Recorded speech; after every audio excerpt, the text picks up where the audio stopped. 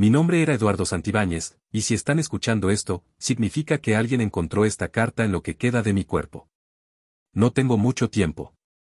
Puedo escucharlos arañando el metal de la puerta, esos sonidos que ningún animal de este mundo debería poder hacer. Mis manos tiemblan tanto que apenas puedo escribir, pero necesito que alguien sepa la verdad sobre lo que despertamos en el sector 9 de la mina San Jerónimo, a 30 kilómetros de Taltal.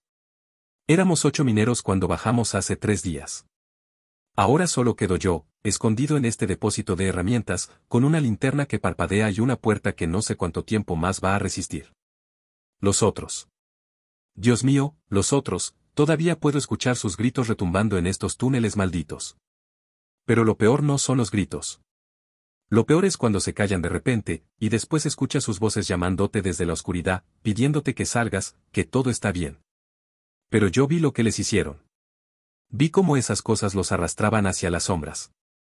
Y sé que lo que está llamándome ahí afuera ya no es humano. Pero antes de contarles cómo empezó esta pesadilla, quiero saber algo, cabros, ¿desde qué ciudad de Chile están escuchando esta historia? Escriban en los comentarios si están en Santiago, Valparaíso, Concepción, o tal vez están cerca de Taltal y conocen las leyendas de estas minas antiguas. ¿Alguien de por ahí ha escuchado rumores sobre la mina San Jerónimo? Déjenlo en los comentarios, porque lo que voy a contarles va a hacer que nunca más vean las minas del norte de la misma manera. Todo comenzó hace una semana, cuando el capataz nos reunió en la sala de operaciones. Se llamaba Héctor Bravo, un tipo duro como roca, con 30 años trabajando en minas desde Chuquicamata hasta Antofagasta. Lo habíamos visto enfrentar derrumbes, incendios subterráneos y hasta una fuga de gas que casi nos mata a todos en el turno de noche.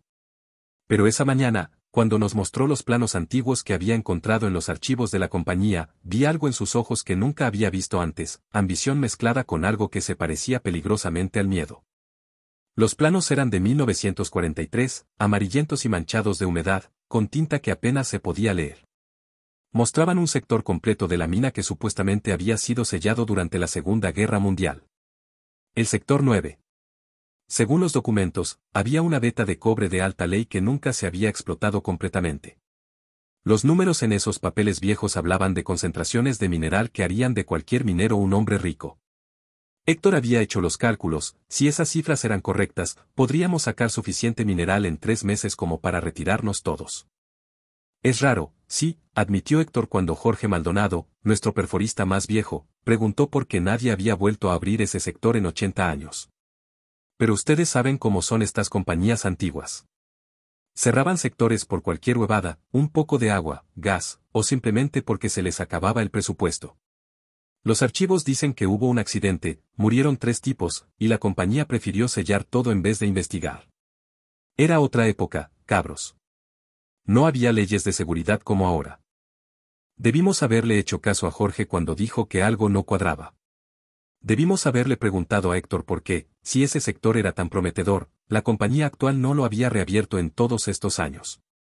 Debimos haber notado que en esos planos antiguos, alrededor del sector 9, alguien había escrito con tinta roja una sola palabra en inglés, casi borrada por el tiempo, Forbidden. La entrada al sector 9 estaba en el nivel más profundo de la mina, casi 600 metros bajo tierra, en una zona que llevaba décadas sin usarse. Tuvimos que abrirnos paso a través de túneles abandonados donde el aire olía a óxido y putrefacción. Nuestras lámparas iluminaban rieles oxidados que no habían sentido el peso de una vagoneta desde antes de que cualquiera de nosotros naciera.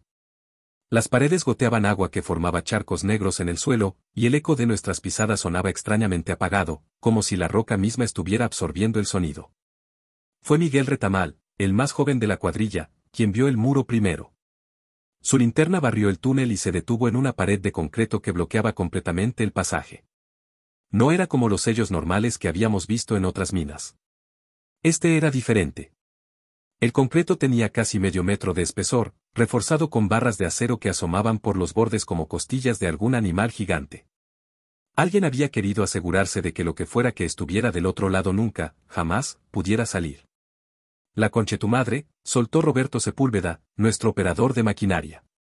¿Vieron esto? Pusieron más fierros acá que en la construcción de un puente. ¿Qué chucha estaban tratando de contener? En el centro del muro, grabado profundamente en el concreto cuando todavía estaba fresco, había un símbolo que ninguno de nosotros reconoció. Parecía una cruz invertida, pero con líneas adicionales que formaban algo entre un ojo y una estrella. Alrededor del símbolo, en un círculo perfecto, habían inscrito palabras en lo que parecía latín. Carlos Fuentes, que había estudiado un par de años en la universidad antes de terminar en las minas, se acercó con su linterna y leyó en voz alta, NR surgantua sepulta sunt.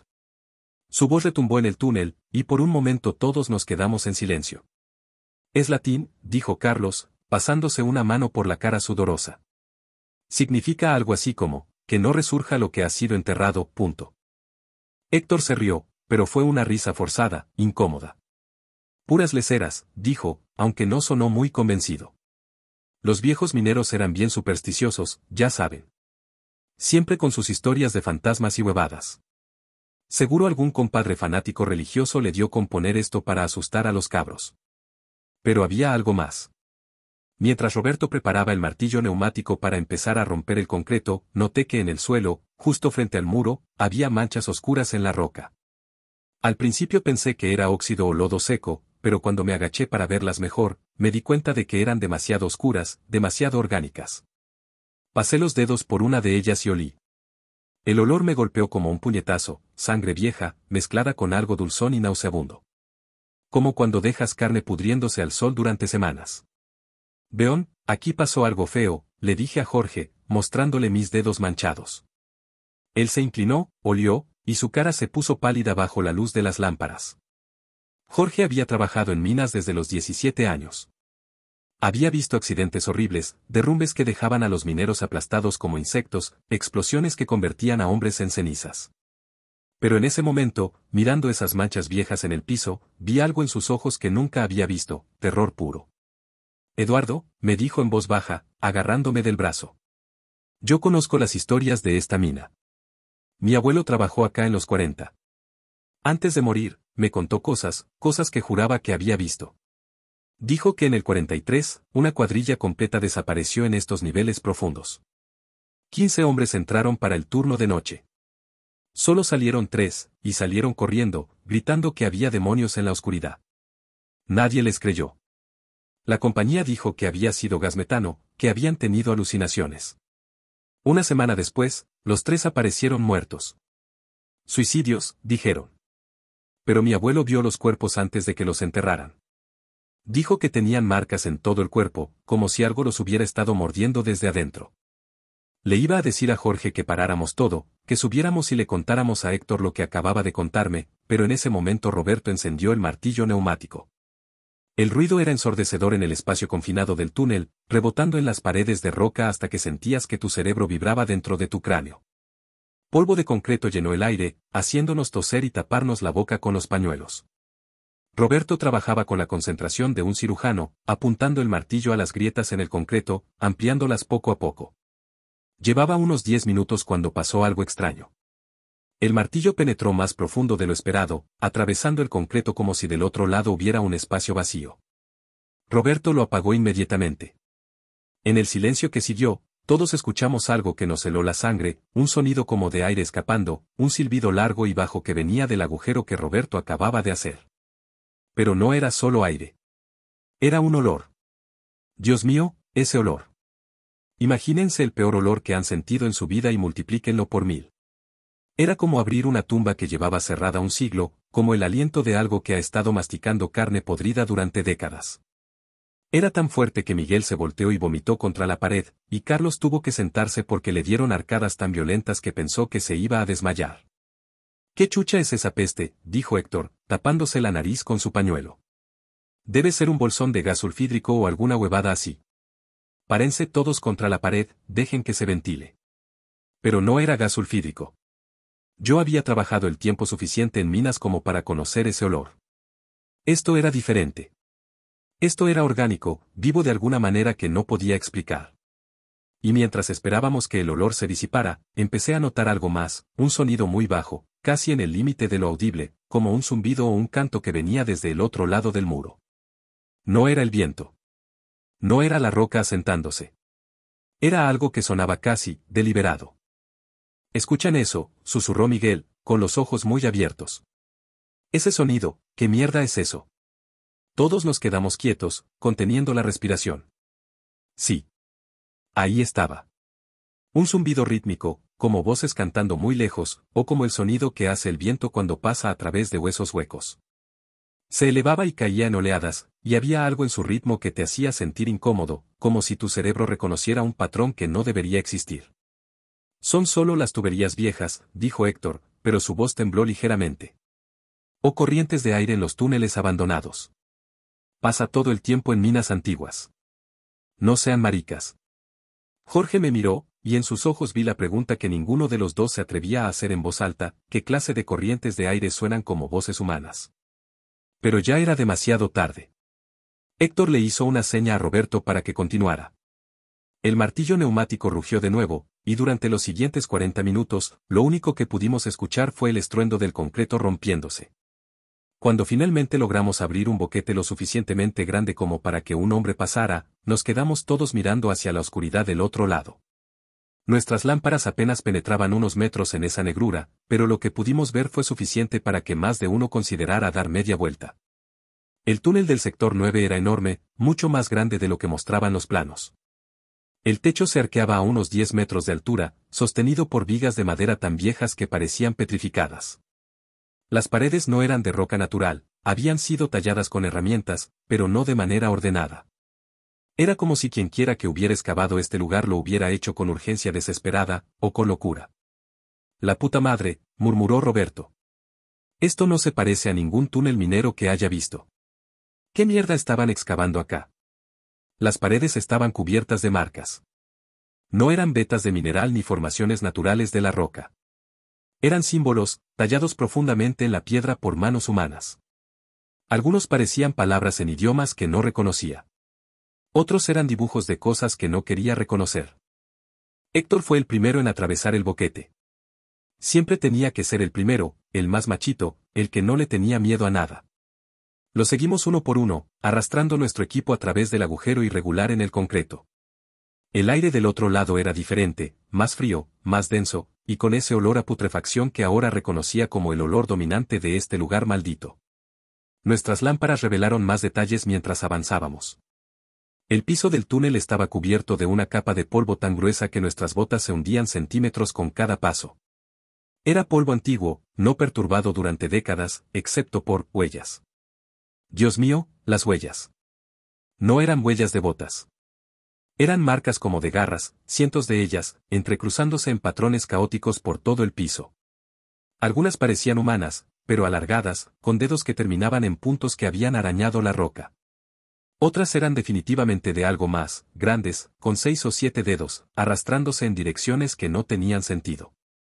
Animales, dijo Héctor rápidamente, casi demasiado rápido. Seguro pumas o zorros que entraron antes de que sellaran esto. O ratas grandes. Las minas abandonadas se llenan de ratas. Pero ninguno de nosotros le creyó.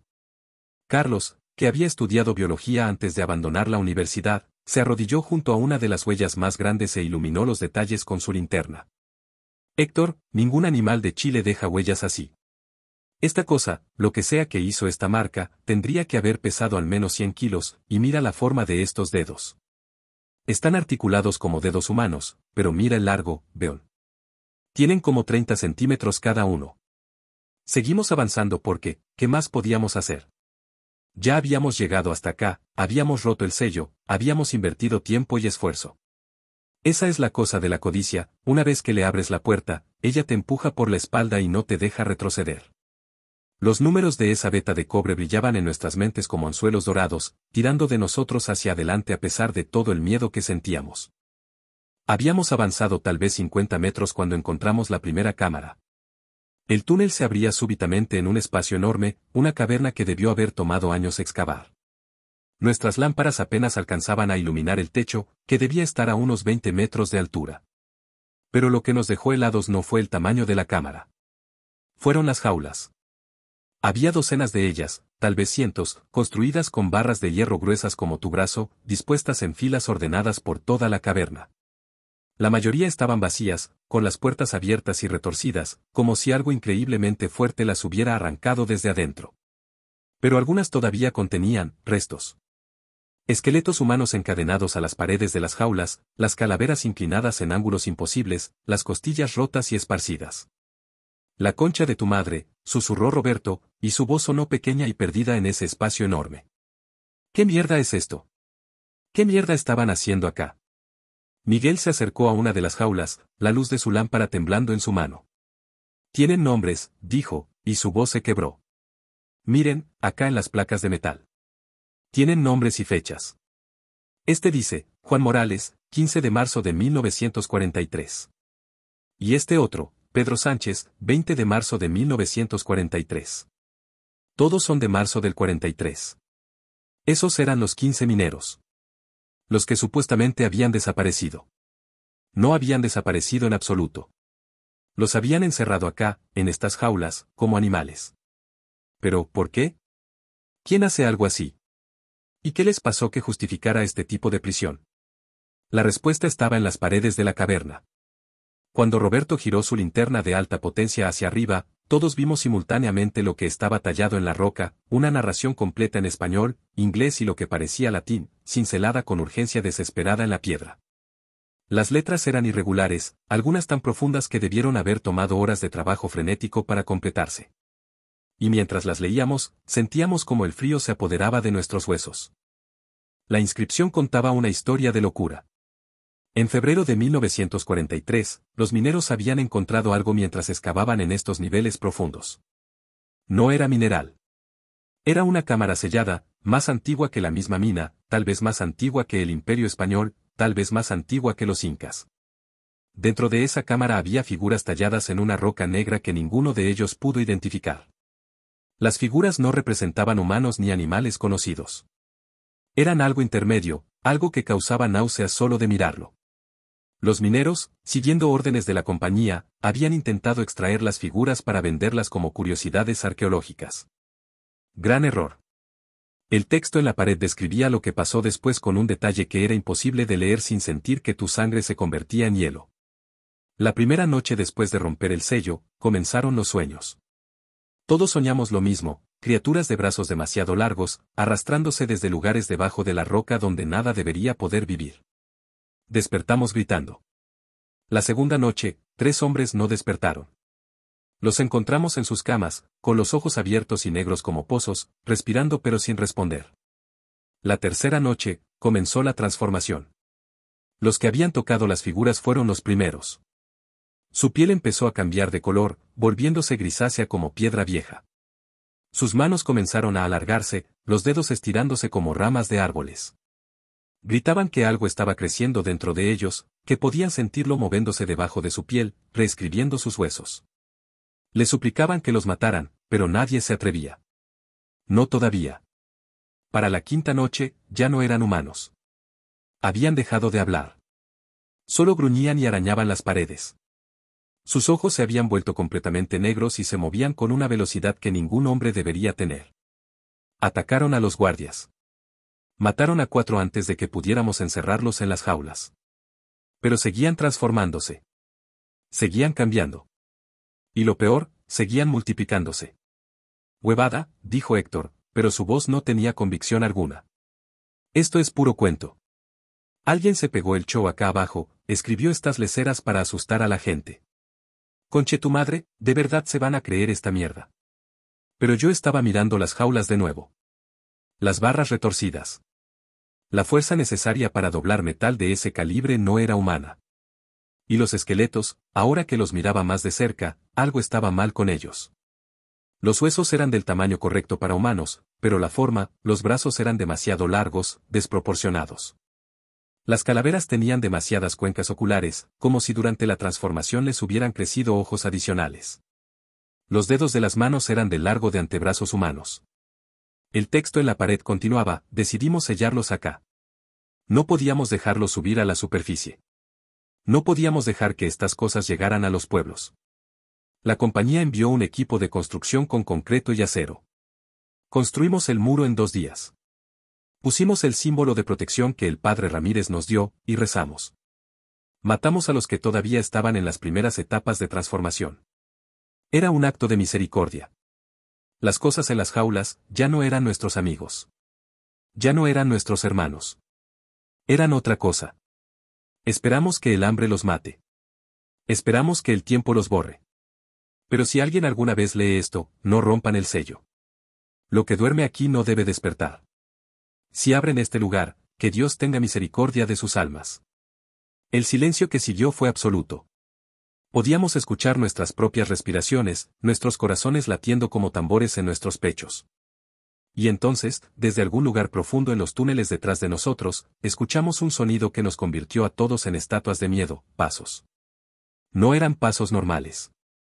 Era el sonido de algo grande arrastrándose sobre piedra, acompañado por un chasquido rítmico, como garras tocando roca.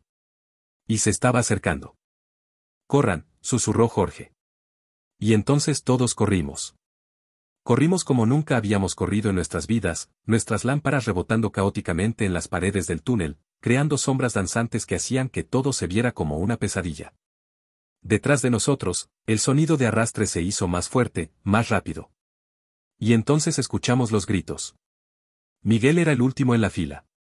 Su grito cortó el aire del túnel como un cuchillo, alto y agudo, lleno de un terror tan puro que me hizo tropezar. Me volteé justo a tiempo para ver algo emergiendo de la oscuridad. La luz de mi lámpara captó solo destellos, piel gris como ceniza, brazos que parecían tener demasiadas articulaciones, dedos que terminaban en garras negras. Y ojos. Tantos ojos. No donde deberían estar, sino por todo el cuerpo, abriendo y cerrando, todos fijados en Miguel. La cosa lo agarró. Miguel no tuvo oportunidad.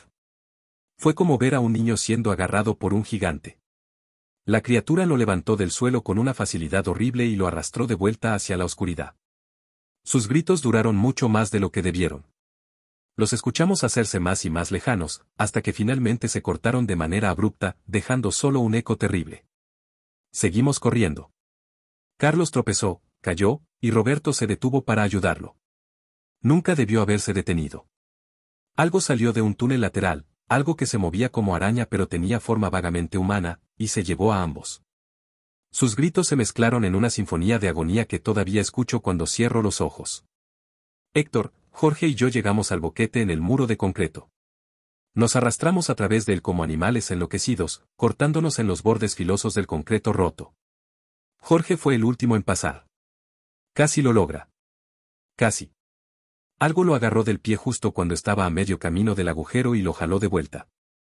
Sus dedos arañaron la roca, dejando marcas sangrientas. Héctor y yo corrimos por los túneles abandonados, pero nos separamos en una bifurcación. Cada uno eligió un camino diferente. Escuché sus gritos tal vez 5 minutos después.